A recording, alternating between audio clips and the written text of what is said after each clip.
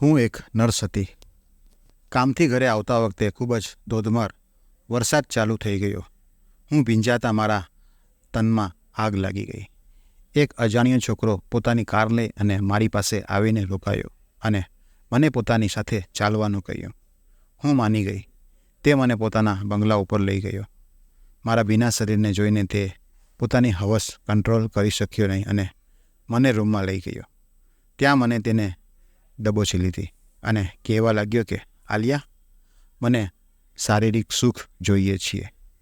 મને તો ન જાણે કરંટ લાગી ગયો જ્યારે અપૂર્વ મારા બંને નરમ પર પોતાના હાથ. આજે હોસ્પિટલમાં મને રાતના 12 વાગ્યા સુધી રહેવાનું હતું. મારી શિફ્ટ 12 વાગ્યે પૂરી થવાની હતી.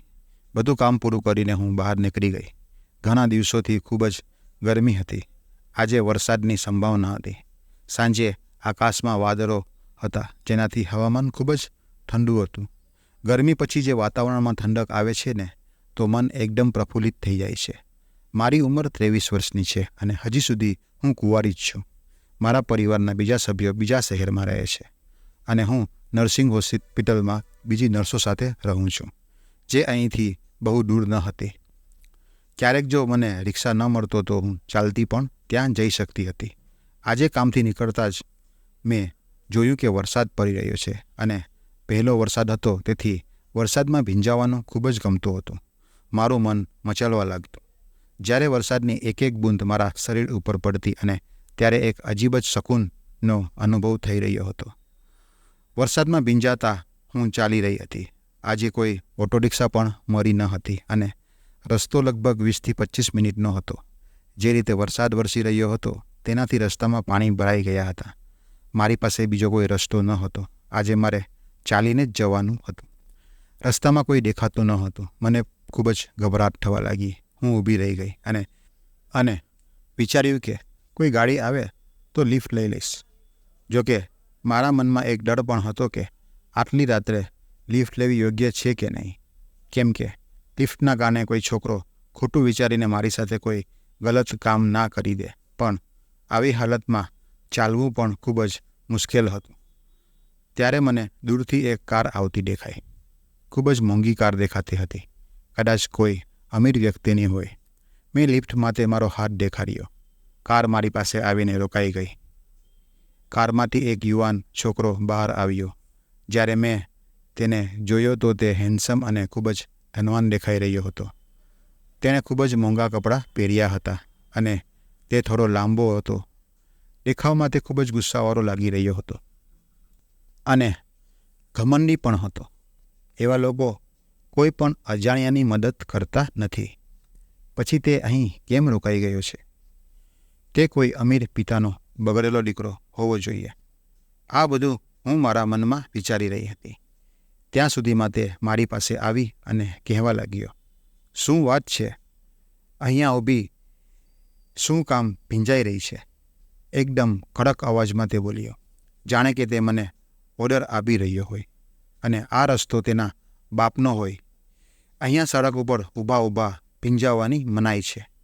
મને ખૂબ જ ગુસ્સો આવી રહ્યો હતો. મેં કહ્યું કે મને ભીંજાવવાનો શોખ છે, એટલે આટલી રાત્રે અહીંયા હું ઊભી ભીંજાઈ રહી છું. તેણે પણ ગુસ્સામાં કહ્યું, તું પાગલ છે શું? ના, હું પાગલ નથી. હું નર્સ છું. તેણે કહ્યું કે તું નર્સ છે તો પછી હોસ્પિટલમાં રહે ને, અહીં કેમ ભીની થઈ રહી છે? હવે મને ખૂબ જ ગુસ્સો આવ્યો. હું તેની પાસે જઈને કહ્યું કે તારો પ્રોબ્લેમ શું છે?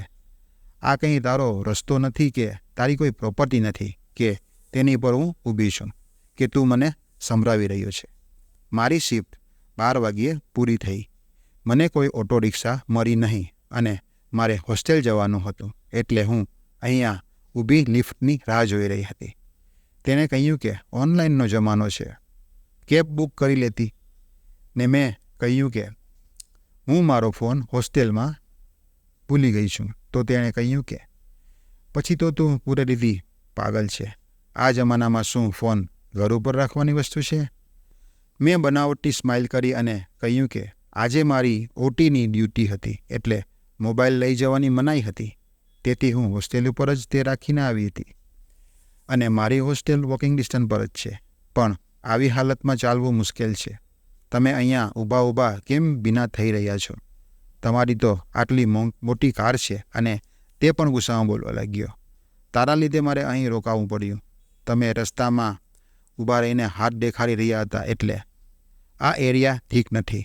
રાતના 12 વાગ્યે કોઈ પણ ખરાબ માણસની નજર તારી ઉપર પડી શકે છે. મેં કહ્યું કે હું તારી કોઈ સગી સંબંધી તો નથી ને કે તું મને પ્રોટેક્ટ કરવા માટે અહીં ઊભો છે. અને જો મારી મદદ કરવા માંગો છો તો મને હોસ્ટેલ સુધી પહોંચાડી દો. તેણે કહ્યું કે મારી કારમાં બેસી જાઓ. છોકરો ખૂબ જ બદતમીઝ હતો. તેમ છતાં મારે તેની કારમાં લિફ્ટ લેવી પડી. મારી સાથે જેવી રીતે વાત કરી રહ્યો હતો કે હું તેની નોકરાણી છું. પણ સારું છે કે તે છોકરો ગમે તેટલો બદતમીઝ હોય પણ તે મારી મદદ કરવા રોકાઈ ગયો હતો. હું ખૂબ જ થાકી ગઈ હતી. આજે થોડું વધારે કામ હતું. મને ખબર નહીં કે મને શું થયું. હું તેની કારમાં બેસી ગઈ અને બેસતાની થોડી વારમાં મને ઊંઘ આવી ગઈ અને એકદમ ગહેરી નિંદરમાં સૂઈ ગઈ. ઘણા સમય પછી મારી આંખ ખોલી તો એકદમ ચોંકી ગઈ. આ હું ક્યાં આવી ગઈ છું? ક્યાંક તે છોકરો મને કિડનેપ તો નથી કરી લીધી ને? આ તો મારું હોસ્ટેલ નથી. હું ડરથી રાડો પાડવા લાગી. મારા શરીર ઉપર કપડાં પણ હતા નહીં. એક ગાઉન હતું. હું બચાવો બચાવો કહીને રાડો પાડવાનું શરૂ કરી દીધું. તો તે છોકરો ભાગતો મારી પાસે આવી ગયો અને કહેવા લાગ્યો કે કોઈ ખરાબ સપનું જોયું છે? તેણે મને તરત જ પાણી આપ્યું અને કહેવા લાગ્યો કે પાણી પી. શું થઈ ગયું તને? શું હું ડૉક્ટરને બોલાવું? હું તેની તરફ જોવા લાગી અને કહેવા લાગી કે હું નર્સ છું. તો તેણે કહ્યું કે તું કોણ છે? તેનાથી મને કોઈ ફરક નથી પડતો. શું તને ડૉક્ટરની મદદ જોઈએ છે? મેં કહ્યું તું મને ક્યાં લઈને આવ્યો છે? હું તને કિડનેપ થઈ ગઈ છું. તમે મને કિડનેપ કરી. તો તેણે કહ્યું કે પાગલ છોકરી, તને હું કિડનેપ શું કામ કરું? તું તો મારા ઘર પર છે. કારમાં બેસતા જ તું સૂઈ ગઈ હતી. તારી હોસ્ટેલનું એડ્રેસ મને સપનામાં આવશે? તમને ક્યાં જવાનું છે એ પૂછતા પહેલાં જ તો તમે સૂઈ ગયા. કેટલીક અવાજ પણ લગાવ્યો પણ જોયું કે ખૂબ જ પ્યારથી તમે સૂઈ રહ્યા છો તો તમને જગાડવી ઠીક સમજી નહીં. મને લાગ્યું કે કામના કારણે તમે ખૂબ જ થાકી ગયા હશો એટલે હું તને મારા બંગલા ઉપર લઈ આવ્યો છું. હવે હું તેની એકદમ નજીક ચાલી ગઈ. બિલકુલ એટલી નજીક કે એક છોકરો અને છોકરી વચ્ચે કંઈ પણ થઈ શકે. તે આ બધા માટે તૈયાર હતો નહીં. મેં તેનો કોલર પકડ્યો અને કહેવા લાગી કે મારા કપડાં કોણે બદલ્યા? તેણે કહ્યું કે તારા કપડાં ખૂબ જ ભીના થઈ ચૂક્યા હતા અને તને હું ક્યાં સુવડાવતો અને મને તે પણ ખબર હતી નહીં કે તું કેટલા કલાક માટે સૂવાની છે. એટલે તો મેં તારા કપડાં બદલી નાખ્યા.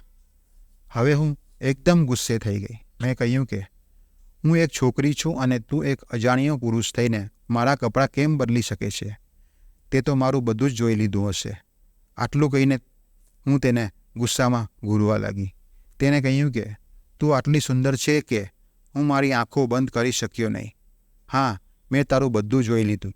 મેં કહ્યું કે તમે મારી સાથે શું કર્યું? તેણે કહ્યું કે હજી સુધી મેં મારી લાગણીને કાબૂમાં રાખી હતી, પણ જો તું આ રીતે મારી સાથે ચીપકીને રહીશ તો મને ખબર નથી કે હું ક્યાં સુધી ખુદને કાબૂ કરીને રાખી શકીશ.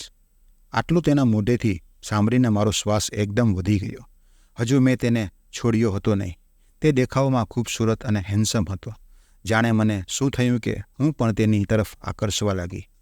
મારી પણ થોડી જરૂરતો છે અને આજે એટલો હેન્ડસમ છોકરો મારી પાસે હતો.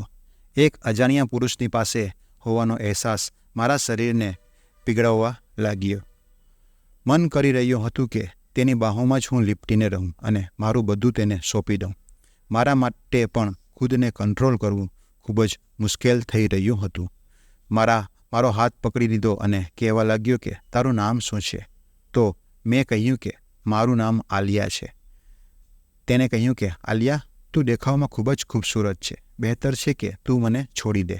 આવી રીતે જો મને તારી પાસે ખેંચીને રાખીશ તો હું રહ્યો પુરુષ મારો કાબુ ગુમાવી દઈશ. તો આટલું કહીને તેણે મને પોતાનાથી અલગ કરી દીધી અને બીજા રૂમમાં ચાલ્યો ગયો. હું ત્યાં જ સૂઈ ગઈ અને મારો શ્વાસ ખૂબ જ વધી ગયો હતો. હું મારા દિલની ધડકનોનો અનુભવ કરી રહી હતી. મેં મારા દિલની ધડકનો ઉપર કાબૂ મેળવ્યો હતો અને ગહેરો શ્વાસ લીધો.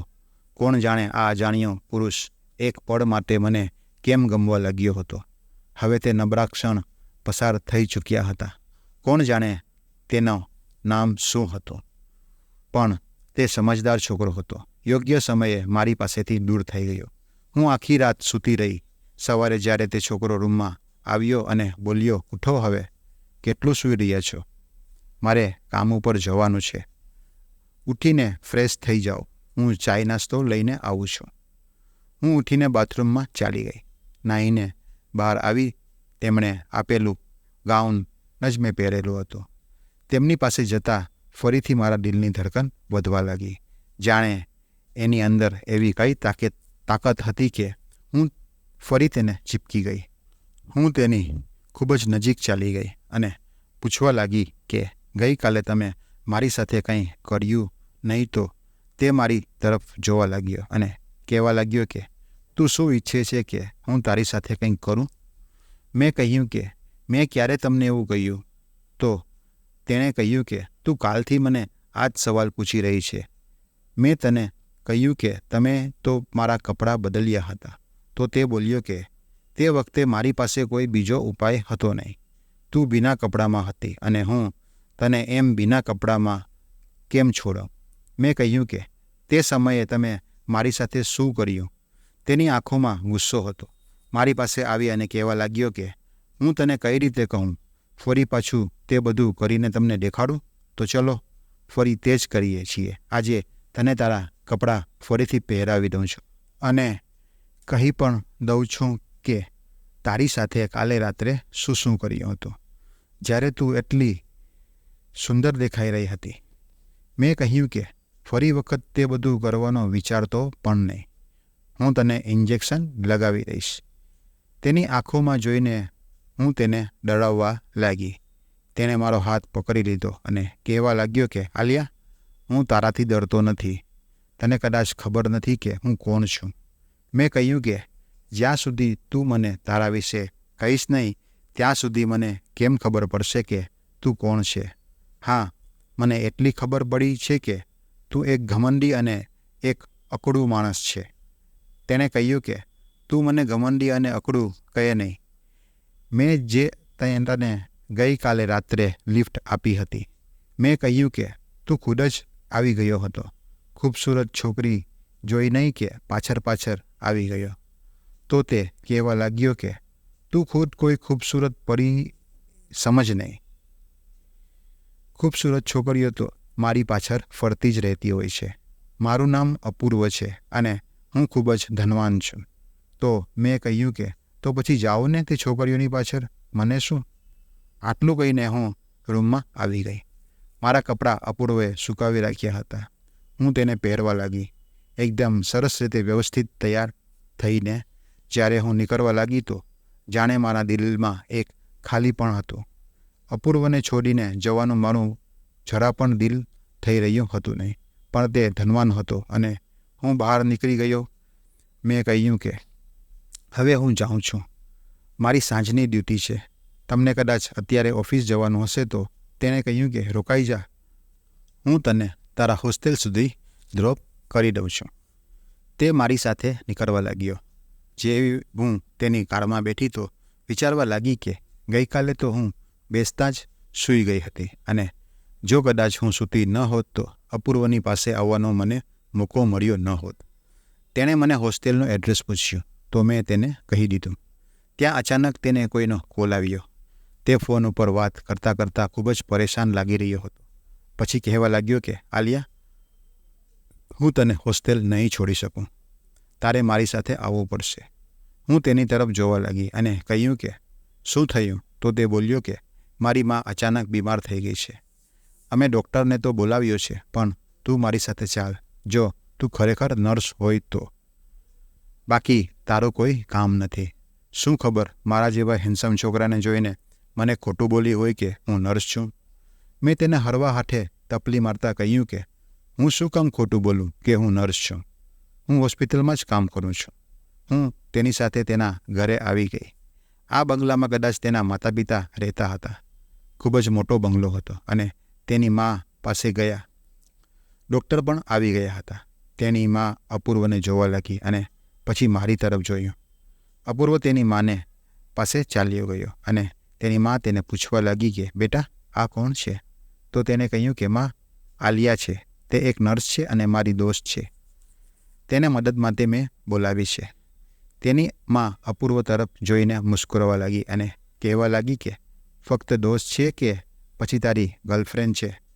તેની માના મોઢામાંથી આ વાત સાંભળીને તે શરમાવા લાગ્યો અને કહેવા લાગ્યો કે માં, તું શું વાત કરી રહી છે? ડૉક્ટરે તેની માને દવાઓ આપી દીધી હતી અને મને સમજાવી દીધી હતી. અપૂર્વ કહેવા લાગ્યો કે આજે તું મારી મા પાસે રોકાઈ જા. મેં કહ્યું કે આજે મારી ઇવનિંગ શિફ્ટ છે. મારે હોસ્પિટલ જવું જ પડશે. ત્યાંથી હું રજા નહીં લઈ શકું. મારી જવાબદારી છે, પણ જો તું કહે તો સાંજ સુધીમાં કોઈ નર્સનો એરેન્જમેન્ટ કરી શકું છું. મારી કોઈ સહેલીને કહી દઈશ, તે અહીંયા આવી જશે. અપૂર્વ પણ તેની મા સાથે રોકાઈ ગયો. કદાચ તેની માને ડિહાઇડ્રેશન થઈ ગયો હતો. તેના પેટમાં પ્રોબ્લેમ થઈ રહ્યો હતો અને જો તબિયત વધારે બગડે તો તેને એડમિટ પણ કરવી પડે તેમ છે. મારે નજર રાખવાની હતી. હું દિવસભર તેની સાથે જ રહી. સાંજે મારે એક દોસ્ત ડ્યુટી ઉપર આવી ગઈ અને હું હોસ્પિટલે જઈને મારી ડ્યુટી કરવા લાગી. હવે હું અપૂર્વના વિશે જ વિચારવા લાગી. મારા દિલમાં તેનો જ ખ્યાલ વારંવાર આવી રહ્યો હતો. રાતના 12 વાગ્યે મારી શિફ્ટ પૂરી થઈ તો હું ફરીથી હોસ્પિટલથી નીકળી ગઈ. મેં વિચાર્યું કે હું ઓટો રિક્ષા પકડી લઈશ. ખૂબ જ થાકી ચૂકી હતી, પરંતુ ત્યારે એક કાર આવીને મારી સામે રોકાઈ. કાર જોઈને હું સમજી ચૂકી હતી કે અપૂર્વની કાર છે. હું તેની કારમાં બેસી ગઈ. મેં તેને કહ્યું કે મને હોસ્ટેલમાં ડ્રોપ કરી દે, કે તે કોઈ બીજા જ રસ્તા ઉપર કાર લઈ જવા લાગ્યો. મેં કહ્યું કે અપૂર્વ, તું મને ક્યાં લઈ જઈ રહ્યો છે?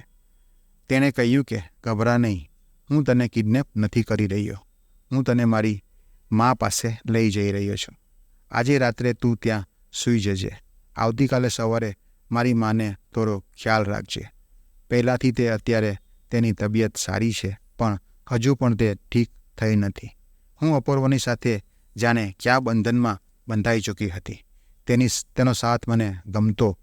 મને ખબર હતી કે મારે આ વિચાર મારા મનમાં લાવવો જોઈએ નહીં, કેમ કે હું એક ગરીબ છોકરી છું અને એક મામૂલી નર્સ છું અને તે એક કરોડપતિ બિઝનેસમેન છે.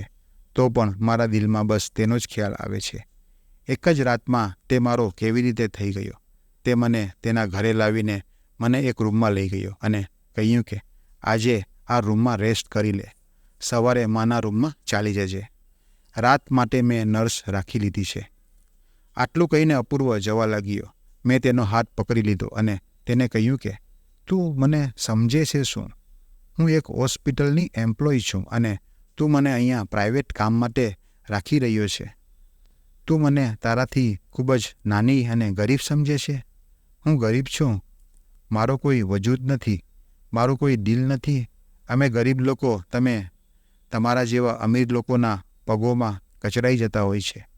મારી વાત સાંભળીને તે મારી તરફ જોવા લાગ્યો અને કહેવા લાગ્યો કે તું શું બકી રહી છે? તને તો મેં ખાવું પીવું બધું કરાવી દીધું. તારું મગજ કેમ આટલું ગરમ રહે છે? મેં કહ્યું કે તું એક અમીર માણસ છે. કોઈ પણ નર્સને ડ્યુટી પર લગાવી શકે છે, તો પછી મને જ કેમ લઈને આવ્યો? તેણે કહ્યું કે જ્યારથી તું મને મળી છે તો મને બસ એક જ વાત સંભળાવી રહી છે કે હું નર્સ છું. હું જોવા માંગુ છું કે તારી કાબિલિયત કેટલી છે. તને કંઈ કામ આવે છે કે નહીં? મેં કહ્યું કે હું BSc ટ્રેન્ડ નર્સ છું. એવું કેમ બોલી રહ્યા છો? તેણે કહ્યું કે આજકાલની છોકરીઓ દેખાવો વધારે કરે છે. તેમની વાત સાંભળીને મને ખૂબ જ ગુસ્સો આવ્યો.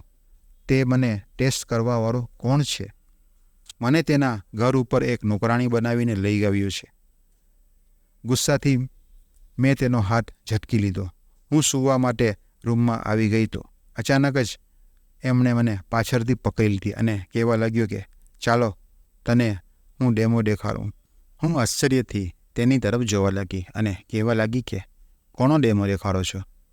તેણે પોતાની તરફ મને ખેંચી અને કહ્યું કે ગઈકાલે તારા કપડાં કેવી રીતે બદલ્યા હતા તે હું તને દેખાડવા માગું છું.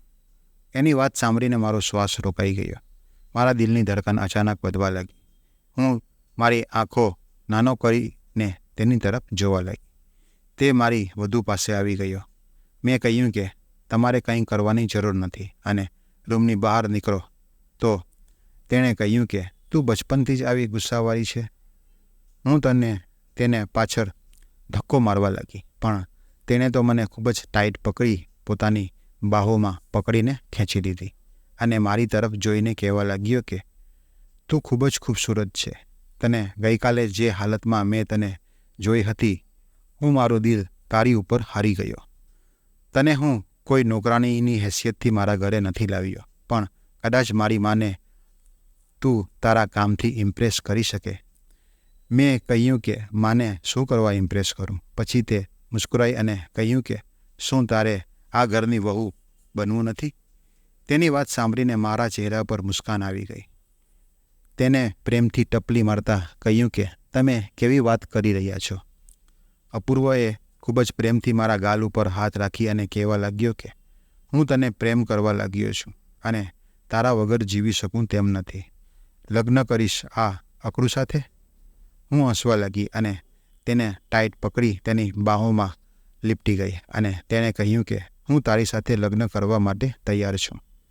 આજે સુધી કોઈને જોઈને મારી અંદર આ ફિલિંગ નથી આવી, પણ તમને જોઈને મને તે ફિલિંગ આવી છે. મારો પણ પહેલી નજરનો જ પ્રેમ છે. આવી રીતે હું અને અપૂર્વ હંમેશા માટે એક થઈ ગયા. એક પળ માટે પણ અમે અલગ થવા નથી માંગતા. એટલે હું હોસ્ટેલથી આ પૂર્વના ઘર પર શિફ્ટ થઈ ગઈ. પછી શરૂ થઈ અમારા બંનેની પ્રેમ કહાની. મિત્રો, તમને આ વાર્તા કેવી લાગી? જો તમને વાર્તા પસંદ આવી હોય તો એક લાઈક કરજો અને એક સરસ મજાની કોમેન્ટ પણ કરજો, કેમ કે તમારી એક લાઈક અને કોમેન્ટ મને હિંમત મળે છે. અને જો ચેનલ ઉપર તમે નવા આવ્યા હોય તો સબસ્ક્રાઈબ પણ કરી દેજો. આ વિડીયો જોવા બદલ તમારો આભાર. ધન્યવાદ. જય શ્રી રામ.